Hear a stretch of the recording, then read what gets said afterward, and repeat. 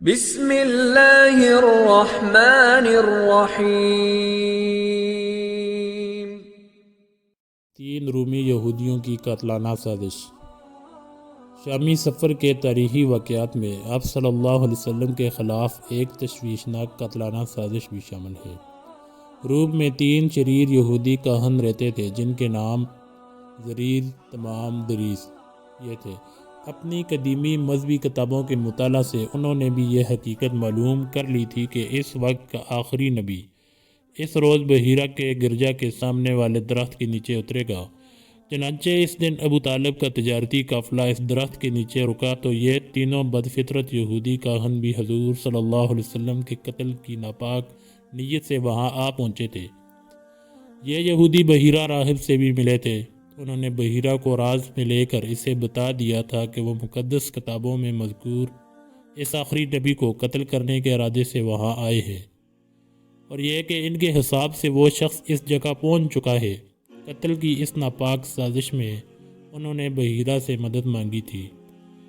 بحیرہ یہ سب کچھ سن کر چونک اٹھا۔ اس نے انہیں سمجھایا کہ جب اللہ کسی سے کوئی نیک کام کروانا چاہے تو اسے روکنا کسی شخص کے بس کی بات نہیں۔ بحیرہ نے ان بدکماش یہودی کاہنوں کو یہ بھی صاف صاف بتا دیا کہ وہ برگزیدہ ہستی اللہ کی امان میں ہے اور تم جتنا بھی چاہو اسے کبھی ختم نہ کر سکو گے۔ اس لیے بہتر یہی ہے کہ تم اپنے ناپاک ارادہ سے باز آ جاؤ اور فوراً واپس چلے جاؤ۔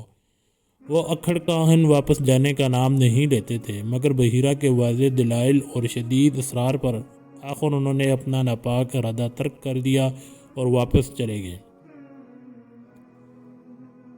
بحیرہ کا مشورہ اور ابو طالب کا رد عمل۔ راہب بحیرہ نے حضرت ابو طالب کو مشورہ دیا کہ شام کے بدنیت یہودیوں کے خدشہ کے پیش نظر آپ صلی اللہ علیہ وسلم کو گرجے والے مقام سے آگے نہ لے جایا جائے۔ حضرت ابو طالب اس ہنگامی مشورے پر خاصے پریشان ہوئے۔ بحیرہ کے مشورے کے بعد انہوں نے کیا کیا، اس کے بارے میں 3 مختلف روایتیں موجود ہیں۔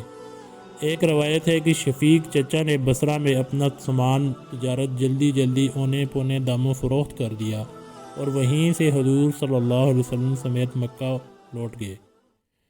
دوسری روایت کے مطابق آپ نے بحیرہ کے گرجے والے مقام سے حضور صلی اللہ علیہ وسلم کو کسی کے ہمراہ واپس گھر بھجوا دیا اور خود تجارتی قافلہ کے ہمراہ آگے نکل گئے۔ تیسری روایت یہ ہے کہ ابو طالب شام میں تجارتی کاموں سے جلدی فارغ ہو کر حضور صلی اللہ علیہ وسلم کو ساتھ لے کر مکہ لوٹ آئے۔ بہرکیف یہ حقیقت واضح ہے کہ بحیرہ راہب کی پیشن گوئی پر ابو طالب خاصے پریشان بھی ہوئے اور محتاط بھی ہو گئے، مگر حضور صلی اللہ علیہ وسلم نے اس سلسلہ میں کسی گھبراہٹ یا پریشانی کا قطعی کوئی اظہار نہیں کیا۔